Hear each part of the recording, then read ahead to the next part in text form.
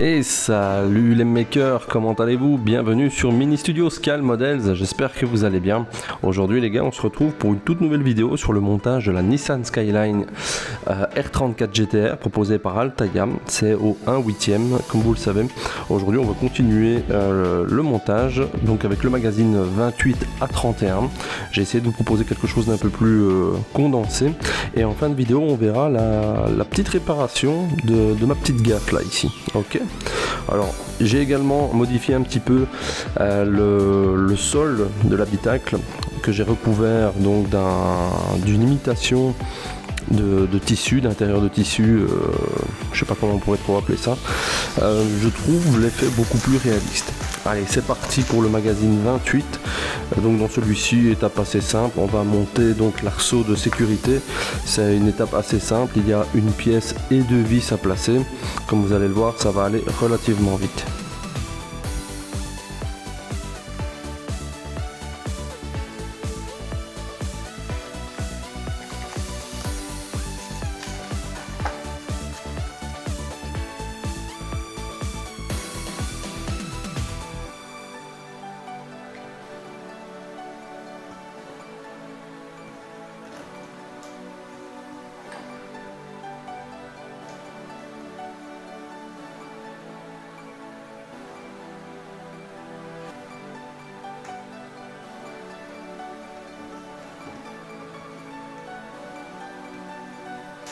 On enchaîne maintenant avec le magazine 29 dans lequel on va s'occuper de l'assemblage de la boîte de vitesse, un élément bien sûr beaucoup plus intéressant visuellement et en termes de nombre de pièces. On a un petit peu plus d'éléments à se mettre sous la dent. Alors comme vous le voyez, donc c'est constitué de deux demi-boîtes, d'un arbre de transmission et on a également le démarreur, donc une petite pièce qui représente le démarreur à venir positionner. Comme d'habitude, le petit déballage, vous connaissez, beaucoup de plastique, c'est du Altaïa. Alors je vous montre ici un petit peu les pièces qui constituent ce magazine 29. Comme vous le voyez, on a déjà un petit peu plus de choses à se mettre sous la dent. On va commencer, dans les premières étapes du magazine, on va assembler le démarreur. Et ensuite on va venir rechercher notre bloc moteur pour venir lui greffer donc la première demi-partie de la boîte de vitesse.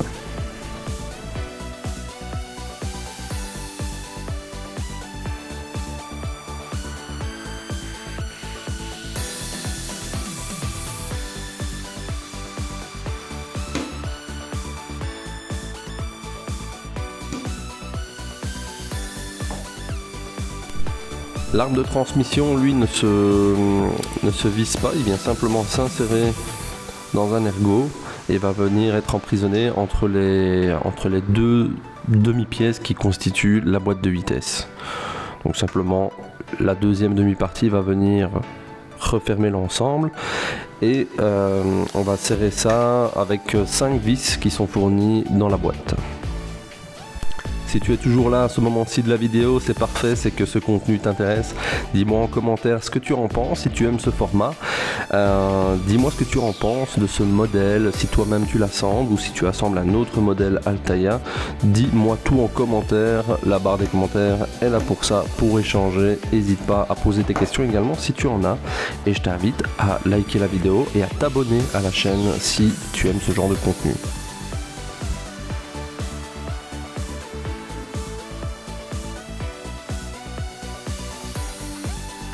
Alors ici attention, Cédric vous présente la boulette. Effectivement, à ce moment-ci du montage, quand j'ai disposé cette pièce, j'aurais dû venir insérer mon arbre de transmission. J'aurais dû. Voilà, j'ai oublié de le faire, je le ferai un petit peu plus tard. Dans la suite du montage, je vais me rendre compte de mon erreur.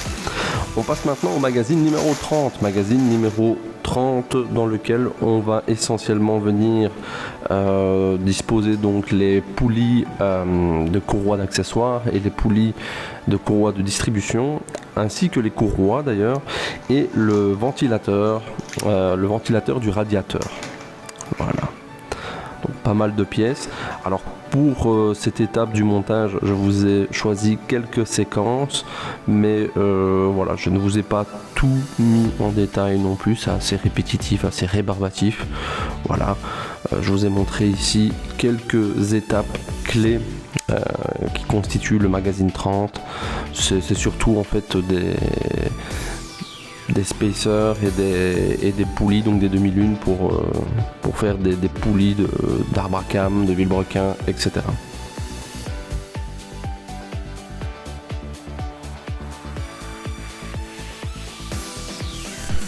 Voilà, après la boulette, Cédric vous présente la correction de la boulette.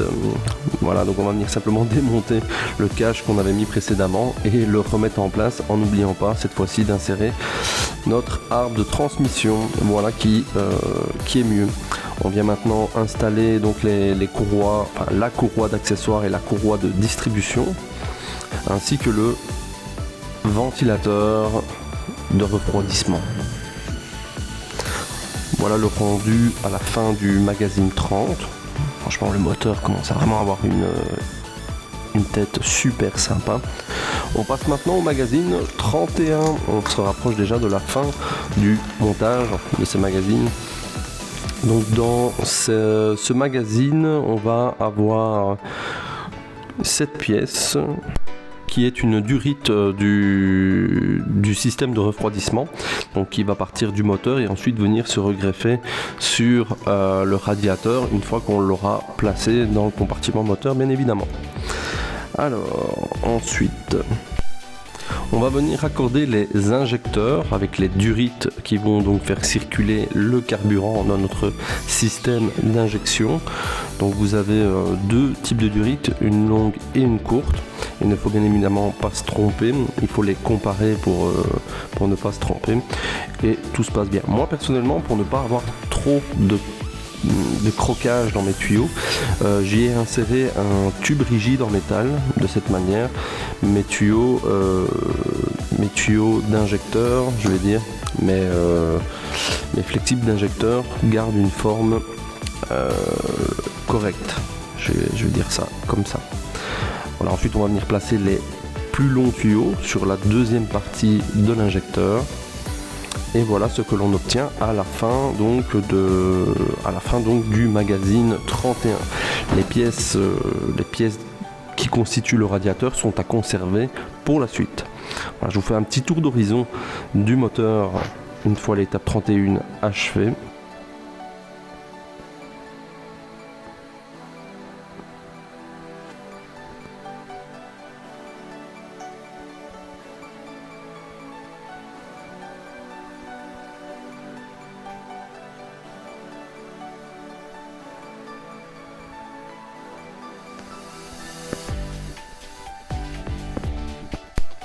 Encore une fois, si tu aimes ce genre de contenu, si tu aimes cette vidéo, je t'invite à la liker et à t'abonner à la chaîne en n'oubliant pas d'activer la petite cloche pour ne rien manquer des futures vidéos.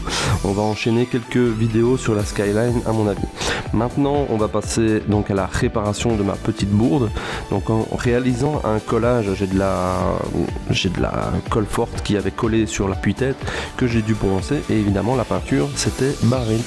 Voilà, en même temps je vous fais donc le petit test du liquide de masquage, le petit matos qui va me servir donc à peaufiner mon masquage de l'appui-tête. La peinture elle aussi sera de la marque Le Petit Matos, un bleu clair Le Petit Matos. Voilà, on vient bien positionner notre bande cache. Ensuite on va venir mettre quelques gouttes de masque liquide. Ici j'en ai mis beaucoup trop pour l'usage dont j'avais besoin, mais bon, tant pis. Ensuite on va se munir d'un petit pinceau. Alors ne vous inquiétez pas pour votre pinceau, ne prenez bien sûr pas un pinceau à 25 €, mais vous inquiétez pas pour votre pinceau, le masque liquide Le Petit Matos peut se nettoyer sans problème avec de l'eau claire. Je vais vous le montrer d'ailleurs tout de suite après. Voilà, on vient appliquer quelques gouttes dans les creux pour peaufiner notre masquage. Une fois que notre liquide de masquage est sec, on va pouvoir passer à la mise en peinture de notre appui-tête. Alors pour cette réparation, j'ai utilisé l'aérographe Le Petit Matos LPM2 avec une buse et une aiguille de 0,3. Voilà, comme je vous le disais, on vient simplement nettoyer notre pinceau une fois qu'on a terminé dans de l'eau claire. Et le produit s'en va. Tout simplement. Ni plus ni moins. Comme je vous le disais, donc pour la réparation, j'ai utilisé pour la réparation, la mise en peinture de mon appuie-tête, j'ai utilisé un aérographe Le Petit Matos, le LPM2 avec une buse et une aiguille de 0,3. Au niveau de ma pression de travail, je suis à 1 bar, c'est très peu pour pouvoir venir travailler très près de ma pièce. Voilà, je vous le mets en accéléré évidemment, mais ouais, 1 bar, pas plus. Voilà. Et j'ai également réglé l'aérographe, la butée de l'aérographe de manière à avoir très peu de peinture qui sort de mon aérographe lorsque je peins. Alors je vous l'ai mis en accéléré évidemment, sinon la vidéo serait bien trop longue.